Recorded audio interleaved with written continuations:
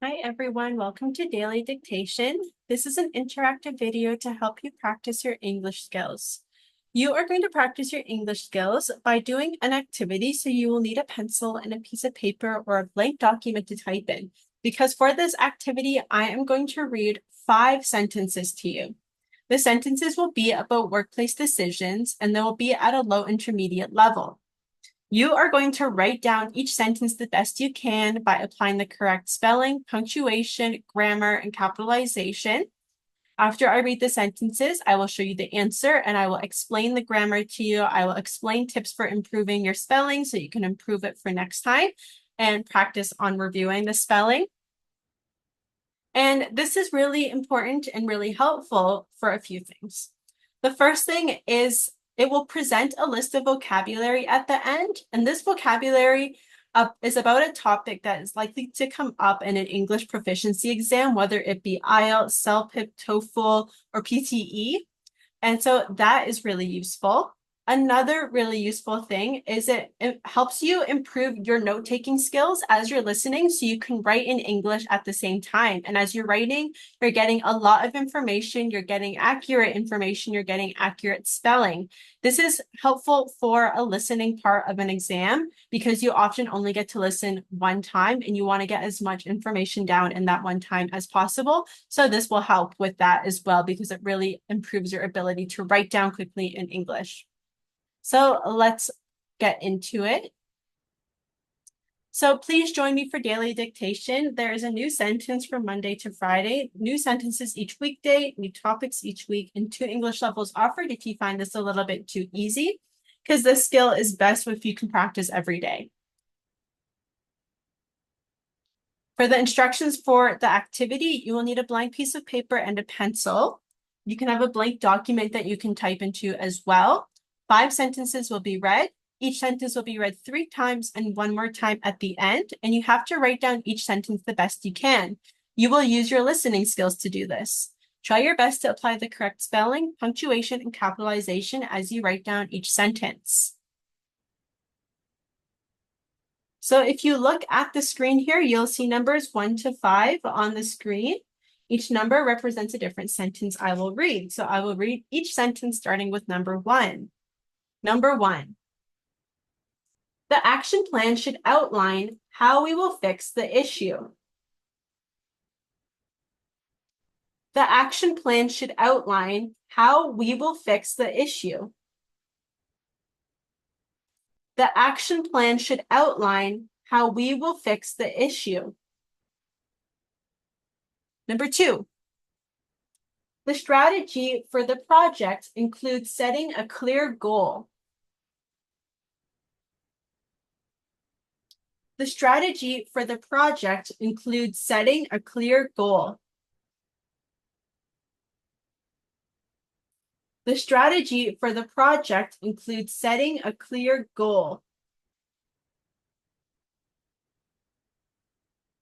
Number 3, we must determine the best option by voting.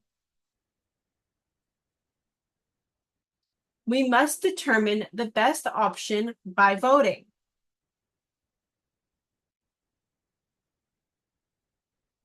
We must determine the best option by voting.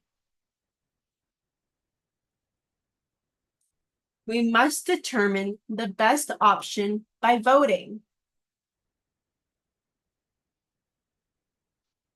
Number 4, the outcome of the review will help us understand our tasks.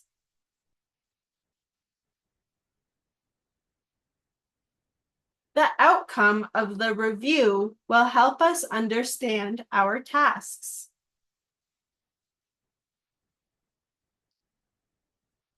The outcome of the review will help us understand our tasks.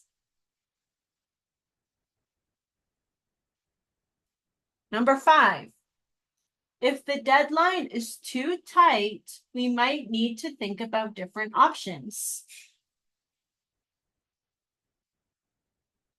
If the deadline is too tight, we might need to think about different options.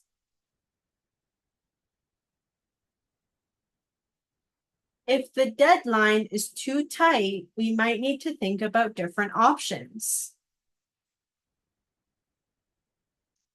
Now I will read each sentence one more time, starting with sentence number 1. The action plan should outline how we will fix the issue. Number 2. The strategy for the project includes setting a clear goal. Number 3. We must determine the best option by voting.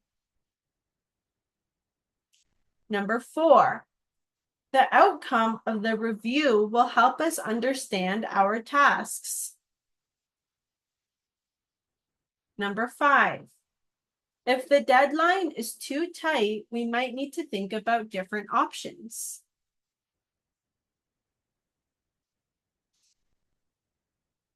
All right, I'm sure everybody did a really great job writing down these sentences. Let's get ready to check the answers. If you need to listen again, you can listen again. If it was too fast, when you listen again, you can make it slower by adjusting the playback speed in the video settings.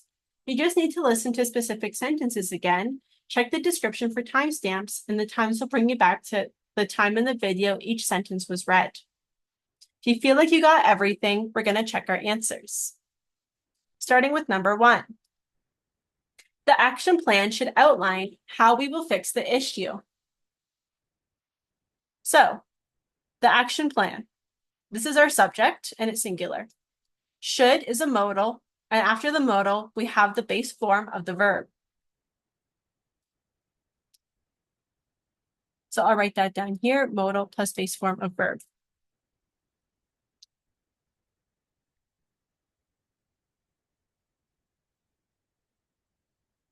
How we will. So how plus subject, we will fix. Now future noun. How we will fix the issue. Outline again, one word. An issue, you should split it up to remind yourself there's not an SH, even though it sounds like an SH sound, there is not. So you want to split it up as is, sue. Comes together, issue. This is to remember that there's 2 S's and no SH. The strategy for the project includes setting a clear goal. The strategy for the project. This is all the subject. The noun, now it's for the noun, not of the. So this shows that there is not necessarily a part of something, it's the purpose for something. So that's why we use the preposition for instead of the preposition of. To show the purpose of something, not that one thing is part of another thing. Includes, so the strategy is singular. We're in present simple, so we're adding an S on this to apply the third person singular rule. So it can be reduced to it. Includes setting a clear goal. So now we have a verb with the ing, and it's actually functioning as a noun in this case. And so because it's functioning as a noun here, it's not functioning as a main verb or anything like that. It's a gerund. A clear goal. Again, strategy can be a hard word because the GY, this actually makes a J sound. And so if you need to split it up to remember the order of the letters, to split it up, strategy, like that. That's the way I do it. Some people like to make it a little bit different and do strategy, like that. And that helps people remember that there's 2 T's as well because they're split up into different parts. Whatever's easier for you. I do like this because this is how we say it. Strategy. I say it like this, so I spell it like this by the syllable. But it's up to you. Also, to remind yourself over here, we have the word set, and it is in the progressive form. Even though it's not really functioning like a verb, it's still going to follow the same spelling principles. So what I mean by that is we have a word, set. We're adding ing on it, but it's one syllable, and it ends in a consonant, T. So when it does this, we are going to apply another T. So we're going to do a double consonant before ing. This is very common when you have one syllable word that ends in T, it's a verb, and we want to add the ing on it. We need to add two consonants, so two T's in that. So there's two consonants. That is a spelling thing that you should probably remember because it's applied to a lot of verbs that go into the ing form. We must determine the best option by voting. We, subject. So because we're using we, and that's plural, determine, we don't need to do anything. We keep it in its base form. This is in the simple present tense. We have the modal with it. That doesn't really change too much except for the meaning, but not any of the spelling or the spelling rules. Must determine. The best option. So the option is the noun and best is an adjective. So that is this whole thing is the object of the sentence. By voting. So when we use the preposition by, we often follow an adjurant, which is the word ing. By voting. So the reason here we have TTING, but here we just have TING. Why? Because this is derived from the word set. It ends in a consonant. This is derived by the word vote, which ends in a vowel. So we just remove that and add ing, but there's no need to add two T's there. That's confusing for some people, so remind yourself of the difference there for the correct spelling. Number 4, the outcome of the review will help us understand our tasks. The outcome of the review. This is all the subject. This is singular here. And this of is used in the middle to show that the outcome is part of the review. So this noun, the outcome is part of this noun, the review. So we're using of. Will help us. Will help is the simple future tense. Will is the auxiliary. Help is the main verb. Together forms simple future. Us is the object. So we're using the object pronoun us. Understand. Verb. Our tasks. This is the possessive adjective that modifies the noun tasks, and this possessive adjective is consistent with us. Outcome is one word also that you have to remember.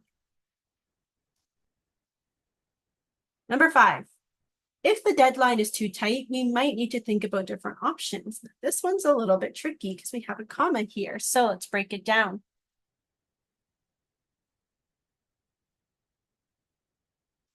One clause, two clauses. Here we have subject, modal, need is the main verb, infinitive,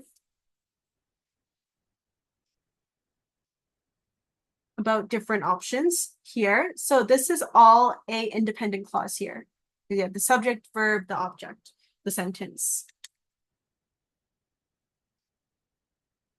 And this can stand alone. We don't need anything else for it to make sense, really.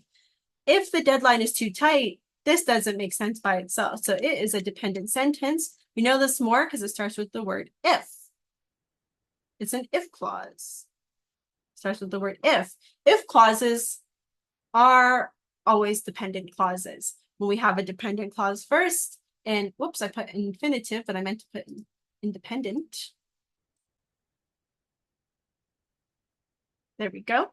So we have a dependent first and independent second. When we have that, then we know that we have a comma after the dependent. If we have independent first and dependent second, we don't need a comma anymore. So here are some of the spelling reminders and some of the grammar explanations to help you understand these sentences. Let's have a closer look at some of the vocabulary.